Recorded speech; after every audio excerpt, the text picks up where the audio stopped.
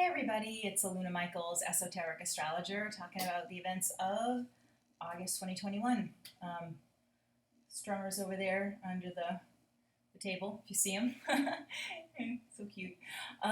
Okay, so I know that, of course, most of August the sun is in Leo, and Leos are awesome, but we also have a lot of planets going through Virgo, especially because Mars has just moved into Virgo the last few days of July, so I want to kind of tie in some of these things with Mars, the planet of energy, enthusiasm, like direction, like what you choose to do with your energy, moving into Virgo. Now, Mars has a 2-year orbit, so it goes through a sign in about 2 months, so it's not like the biggest deal in the world, but it's kind of nice because Mercury, now, just to note that Mercury and Venus always travel with the sun. They're close to the sun, so if the sun's in Leo, Virgo, Mercury's going to be in Leo, Virgo, Libra, whatever, and same with Venus. So it's not a big deal that Mercury's also going to be in Virgo this month of August, and then of course the sun. But with that Mars in there, it really just gives things a real boost, when they're kind of running together, running in alignment. There's some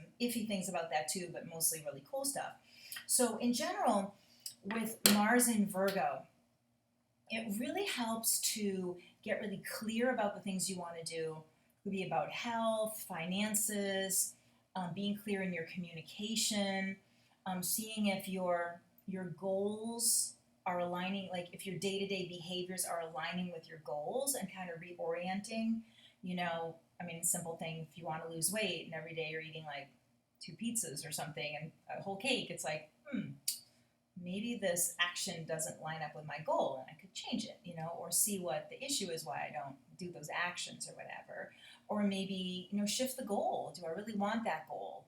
Is it still important to me? Is it somebody else's goal? Because there's so much about Virgo, especially in the esoteric tradition of astrology, about this real like germ of truth in you, like this real core of what you want to nourish. Because Virgo in general represents little plants, big plants too, but this idea of the seed becoming the shoot, and coming up out of the ground. And so it's this idea of like your own personal truth and how you nurture that, and making sure you're nurturing goals that are truly what you want.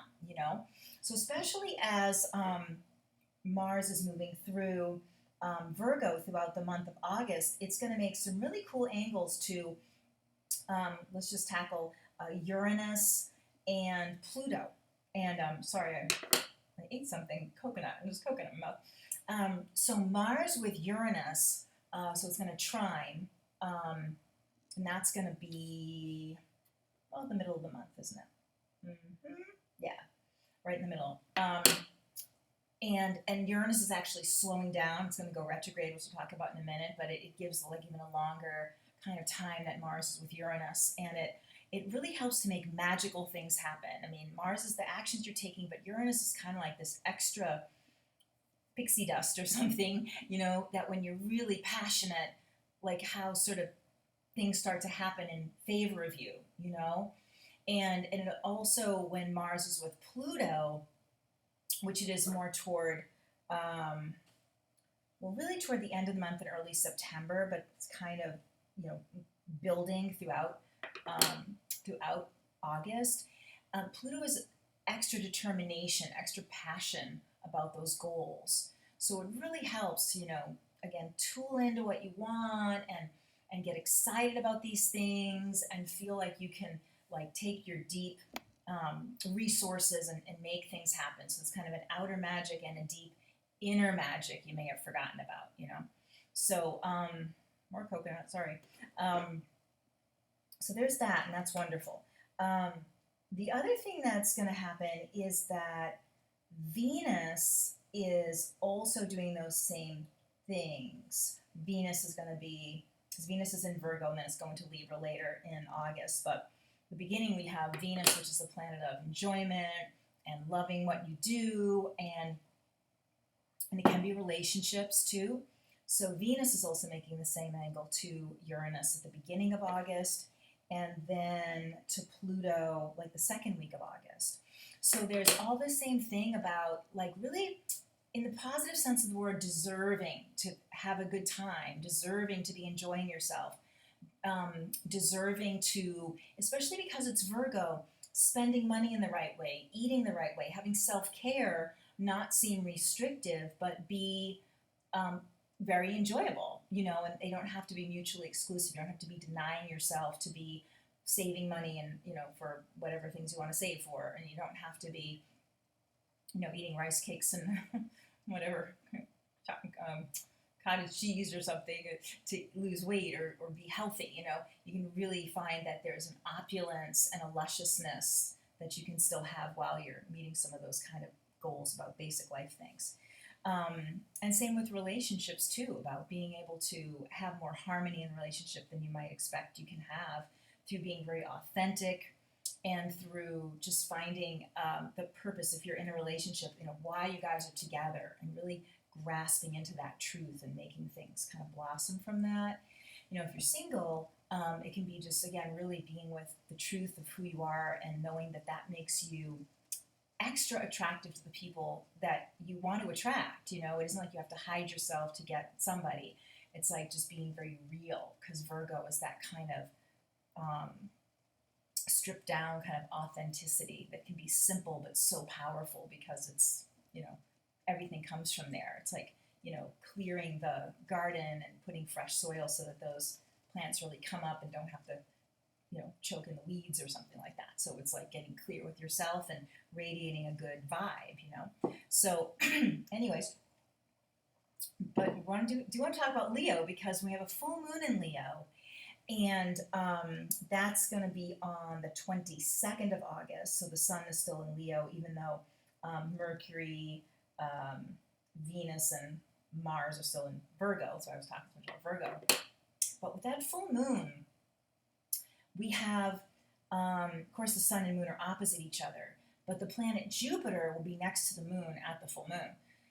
And Jupiter is like, really expands things. It really magnifies things. So, and the moon is emotion. So, full moons can be a little crazy. The Jupiter can make it even more so, But at the same time, it can be reaping really good rewards, because full moons are about completion.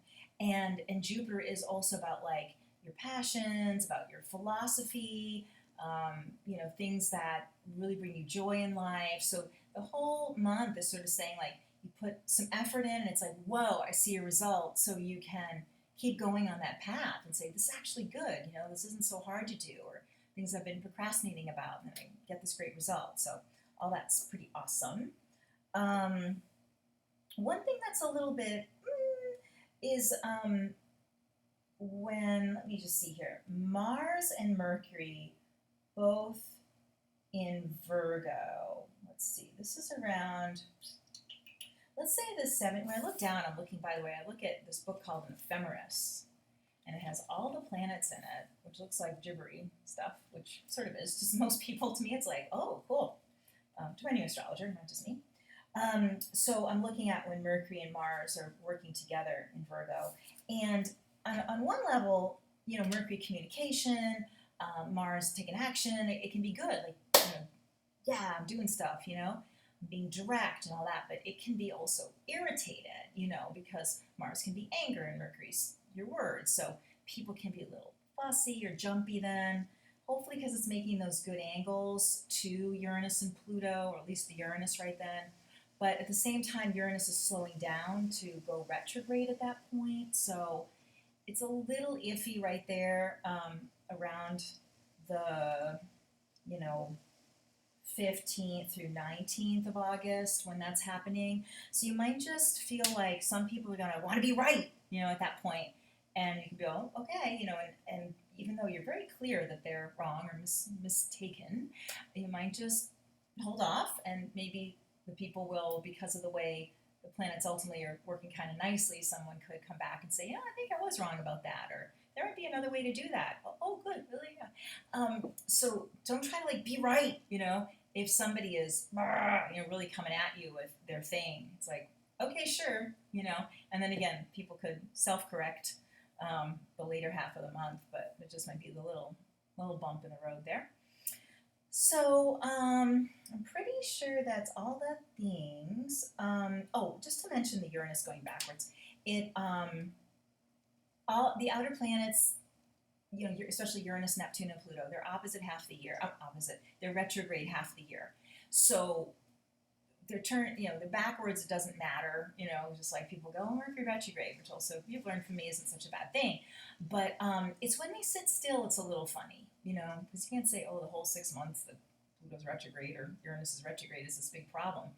But just when it's turning around, it can be a little mini Mercury retrograde because Uranus is like the higher octave of Mercury. And then again, we've had Mercury Mars at that point.